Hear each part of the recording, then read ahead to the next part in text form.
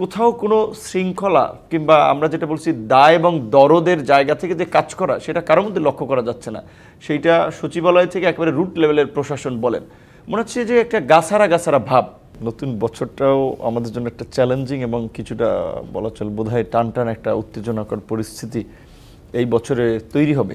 Because এই লাস্টের বিদায়ী বছরের শেষ দিকে যে ধরনের উত্তেজনা দেখেছি তাতে বোঝা যাচ্ছে যে এই বছরটাও ওইটার একটা রেশ পড়বে। তবে এইটা আসলে মানে আমাদের কারোই কাম্য ছিল না, কিন্তু মনে হচ্ছে হবে। বিশেষ করে নির্বাচন নিয়ে ইতিমধ্যে বিভিন্ন রাজনৈতিক দলের যে শক্ত অবস্থান দেখা যাচ্ছে, শুরুর দিকে যে সরকারের ক্ষমতায় থাকার প্রশ্নে এবং সংস্কারের প্রশ্নে যেভাবে রাজনৈতিক দল, নাগরিকরা, ছাত্ররা ব্ল্যাঙ্ক চেক দিয়েছিল গভর্নমেন্টকে, এখন আর ব্ল্যাঙ্ক চেকে বিশ্বাস করতে পারতেছে না।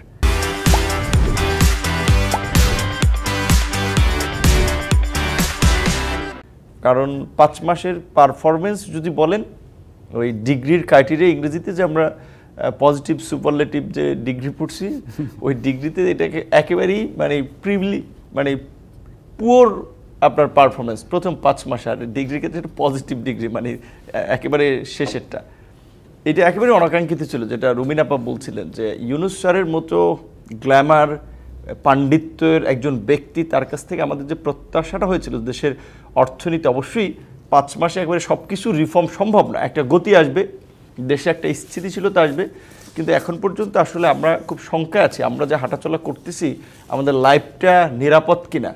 রাস্তাঘাটে আপনি যদি লক্ষ্য করেন, আমার মনে হয় যে এটা একমত হবেন আপনারা যারা চলাফেরা করেন, 5ই অগস্টের পরে ঢাকায় বোধহয় নতুন করে যানজট বেড়েছে। কোথাও কোনো শৃঙ্খলা কিংবা আমরা যেটা বলছি দায় এবং দরদের জায়গা থেকে যে কাজ করা সেটা কারোর মধ্যে লক্ষ্য করা যাচ্ছে না। সেইটা সচিবালয় থেকে একেবারে রুট লেভেলের প্রশাসন বলেন, মনে হচ্ছে যে একটা গাছারা ভাব। মানে আপনি সমন্বয় দেখছেন না কোথাও? না, আমি সমন্বয় দেখছি না। এবং সবচেয়ে যেটা হচ্ছে হাকঢাক পেটানো, হাইপ তোলা বলা চলে, যে মাঠে বক্তব্য দিয়ে গরম করা, মানে মানুষকে কিছু উত্তেজনার মধ্যে ঠেলে দেওয়া, যে শেখ হাসিনাকে ফাঁসিতে ঝুলাতে হবে, বিচার করতে হবে, আওয়ামী লীগকে নাই করে দিতে হবে, তার কোনো ইমপ্লিমেন্টেশন দেখতেছি না। এই যে সরকার 5 মাসে দায়িত্ব নিয়েছে, আওয়ামী লীগের 50 জন ওই মাপের নেতাকেও গ্রেপ্তার করতে পারে নাই। এখন পর্যন্ত একটা ট্রাইব্যুনাল গঠন করেছে, একটা ট্রাইব্যুনাল দিয়ে বিচার করতে তো 1 যুগ লেগে যাবে। 1 যুগ হবে না। যুদ্ধাপরাধীদের বিচারের জন্যই তো সম্ভবত কটা ট্রাইব্যুনাল, প্রিন্স ভাই, একটা ট্রাইব্যুনাল করেছে, এই বিচার সম্ভব না।